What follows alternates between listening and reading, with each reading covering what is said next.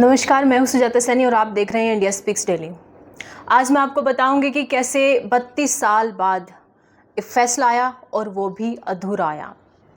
32 साल पहले सन 1992 में जिस समय राम मंदिर आंदोलन पीक पर था, उस समय अजमेर में हिंदू बेटियों के साथ मास गैंग रेप की घटना को अंजाम दिया था। इस घटना को अंजाम जिहादियों ने दिया था।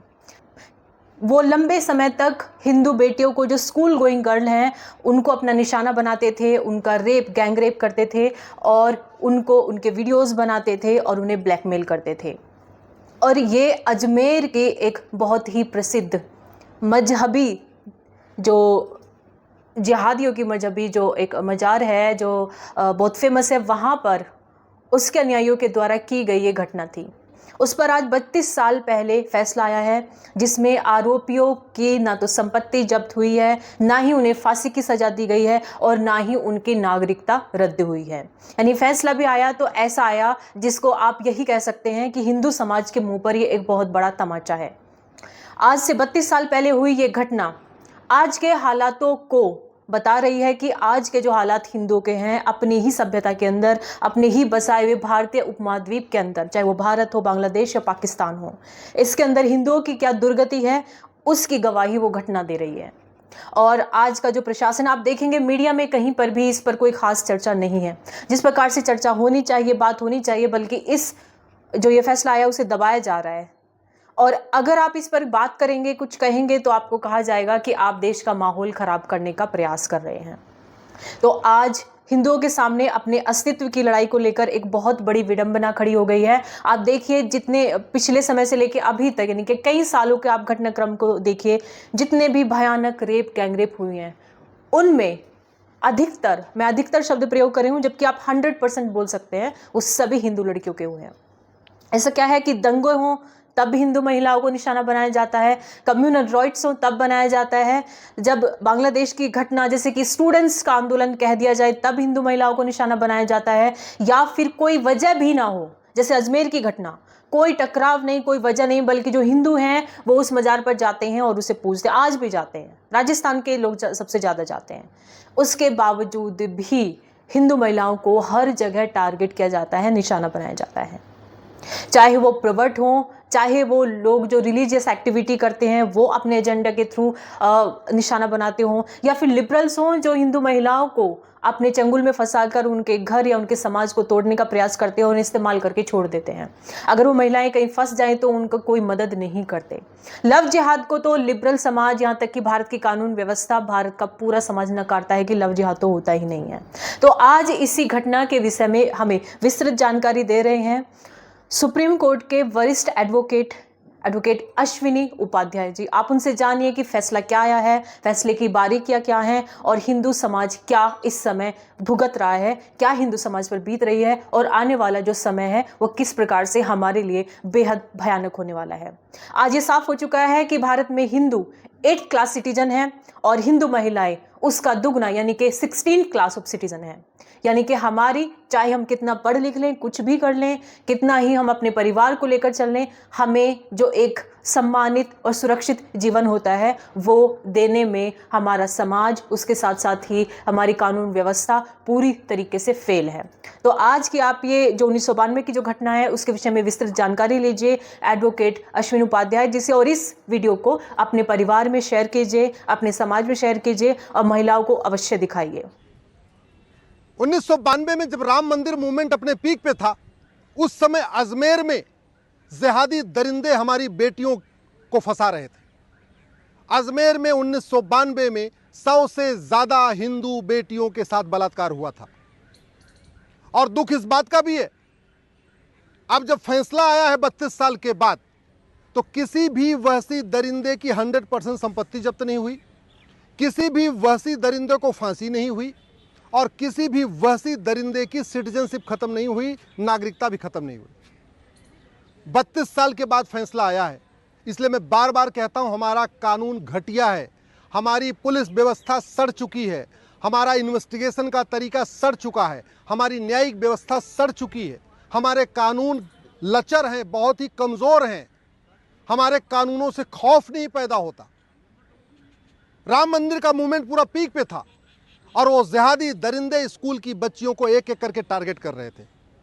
5, 10, 20, 15, 50 नहीं, 100 से ज़्यादा बच्चियों को उन्होंने अपने टारगेट में लिया और सबसे बलात्कार किया, उनको धमकाया, उनके वीडियोस बना लिए, उनको ब्लैकमेल करते रहे, वीडियो बना बना के बार बार उनका बलात्कार करते रहे। और 32 साल के बाद फैसला आया है, तो एक सड़ा हुआ फैसला आया है, सिंपल आजीवन कारावास। सिंपल आजीवन कारावास का मतलब कल को कोई और सरकार आई तो 14 साल के बाद उनको बरी भी कर देगी। और ये फैसला भी अभी डिस्ट्रिक्ट कोर्ट का है, 32 साल के बाद फैसला डिस्ट्रिक्ट कोर्ट का आया है। अभी वो अपील करेंगे, हाई कोर्ट में जाएगा, 10 साल मुकदमा वहां चलेगा, 42 साल हो गया, मामला सुप्रीम कोर्ट में भी आ सकता है। उसके बाद राष्ट्रपति की दया याचिका भी है, अलग अलग तरीके और भी हैं इस पूरे मामले को लंबा करने के लिए। पुलिस रिफॉर्म की जरूरत है, जुडिशियल रिफॉर्म की जरूरत है, one nation one police code की जरूरत है, पुलिस चार्टर लागू करने की जरूरत है कि अगर आपने एफआईआर किया तो आपको 1 महीने के अंदर जांच पूरी करनी है। मुकदमा इसलिए लंबा चलता है कि इन वहशी दरिंदों ने झूठ का सहारा लिया। इन वहशी दरिंदों ने झूठे गवाह तैयार किए, अपने झूठे कागज बनाए, झूठे मेडिकल सर्टिफिकेट बनाए, सब कुछ झूठा अपना एफिडेविट फाइल किया, लेकिन इनकी सजा नहीं बढ़ी। क्यों? क्योंकि हमारे देश में झूठी गवाही गंभीर अपराध नहीं है, झूठा डॉक्यूमेंट तैयार करना अपराध नहीं है, झूठा एफिडेविट फाइल करना गंभीर अपराध नहीं है। तो झूठ का सहारा लेके इन्होंने 1992 में बलात्कार किया और 2024 में जाके फैसला आ रहा है, मुकदमे को 32 साल तक लंबा खींचते रहे। जुडिशियल रिफॉर्म नहीं, जुडिशियल चार्टर हमारे पास नहीं है, एक यूनिफॉर्म जुडिशियल कोड नहीं है जहां देश के सभी जजों के लिए बाकायदा गाइडलाइन हो कि आपको अगर हत्या का मुकदमा है तो 10 से 15 डेट में खत्म करना है, बलात्कार का मुकदमा है तो आपको 15 से 20 डेट में खत्म करना है।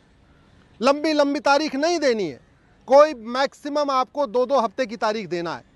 साल भर में 52 हफ्ते होते हैं, अगर 2-2 हफ्ते पे तारीख दिया जाए तो अभी 26 तारीख पड़ेगी साल भर के अंदर।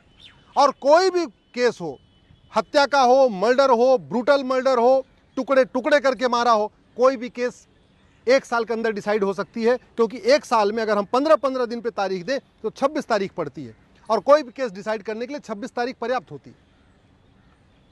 इन वैसी दरिंदों ने सारे झूठे गवाह इकट्ठा कर लिए, और वो झूठी गवाही क्यों उन्होंने दिया? क्योंकि झूठी गवाही देना अपराध नहीं है। इन वैसी दरिंदों ने झूठे एफिडेविट फाइल किए, क्योंकि भारत में परजरी गंभीर अपराध नहीं है, भारत में चीटिंग गंभीर अपराध नहीं है, भारत में फ्रॉड गंभीर अपराध नहीं है, भारत में फोर्जरी करना गंभीर अपराध नहीं है, भारत में परजरी करना गंभीर अपराध नहीं है।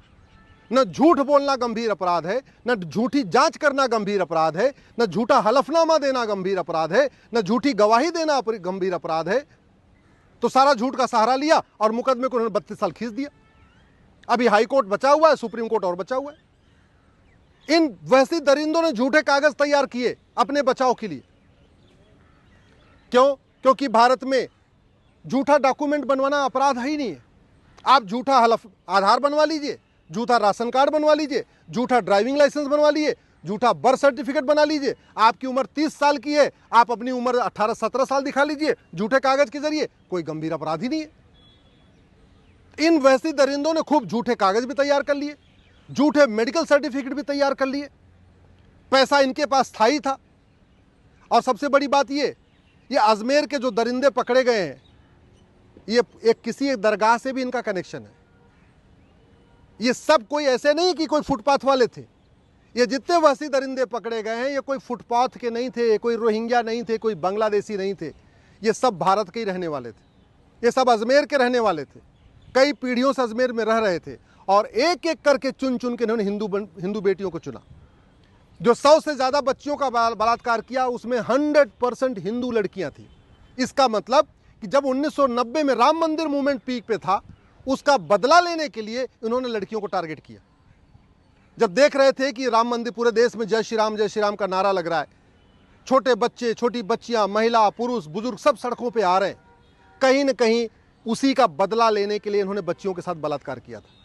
और न्यायिक व्यवस्था इतनी सड़ी हुई कि 32 साल के बाद डिस्ट्रिक्ट कोर्ट का फैसला आ रहा है, उसमें भी कानून ऐसा घटिया कि किसी वहशी दरिंदों को आजीवन कारावास, फांसी नहीं हुई, किसी वहशी दरिंदे की 100% संपत्ति जब्त नहीं हुई, किसी वहशी दरिंदे की नागरिकता खत्म नहीं हुई।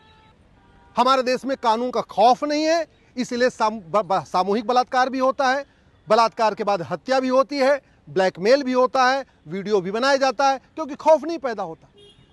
अगर हमने यूनिफॉर्म पुलिस कोड बनाया होता, एक पुलिस चार्टर लागू किया होता, तो एफआईआर करने के 1 महीने के अंदर जांच पूरी हो जाती। अगर हमने जुडिशियल चार्टर लागू किया होता कि जज साहब के लिए साल भर के अंदर फैसला देना अनिवार्य है, तो 92 में बलात्कार हुआ और 93 में इनको सजा हो जाती, 93 में इनको सजा हो जाती।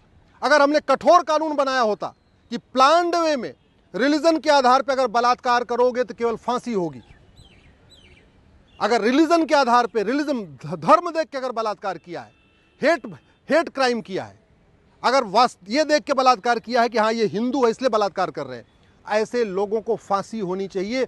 और अगर फांसी ना हो तो अंतिम सांस तक जेल में रखने की व्यवस्था होनी चाहिए और इनकी नागरिकता खत्म होनी चाहिए। इनके घर पे बुलडोजर चलाने की जरूरत नहीं है, इनके घर को नीलाम कर देना चाहिए और नीलामी के बाद जो पैसा बचे वो पीड़ित के परिवार को देना चाहिए। बुलडोजर चलाने से खौफ नहीं पैदा होगा, खौफ तब पैदा होगा जब कानून कठोर होगा, सज़ा जल्दी होगी, और ये बलात्कार तब रुकेगा जब ये जो मुगलिया स्कूल चल रहे हैं जो नफरत सिखाते हैं, ये जो विदेशी स्कूल चल रहे हैं नफरत वाले, ये बंद होंगे। इसलिए मैं माननीय प्रधानमंत्री से निवेदन कर रहा हूँ, भारत में मुगलिया स्कूलों को बंद करिए, भारत में यूनिफॉर्म एजुकेशन सिस्टम लागू करिए, ये गुलामी के पुलिस व्यवस्था ख़त्म करिए, भारत में यूनिफॉर्म पुलिस कोड लागू करिए, ये गुलामी की प्रशासनिक व्यवस्था ख़त्म करिए, भारत में यूनिफॉर्म एडमिनिस्ट्रेटिव कोड लागू करिए, ये गुलामी की न्यायिक व्यवस्था को बदलिए, भारत में यूनिफॉर्म जुडिशियल कोड लागू करिए, नार्को पॉलीग्राफ मैंडेटरी करिए, हत्या के केस में, बलात्कार के केस में, ड्रग स्मगलिंग के केस में, ह्यूमन ट्रैफिकिंग के केस में, जहाँ पे भी गंभीर अपराध हो वहाँ पे अपराधियों का narco test, polygraph test, brain mapping जरूरी होना चाहिए।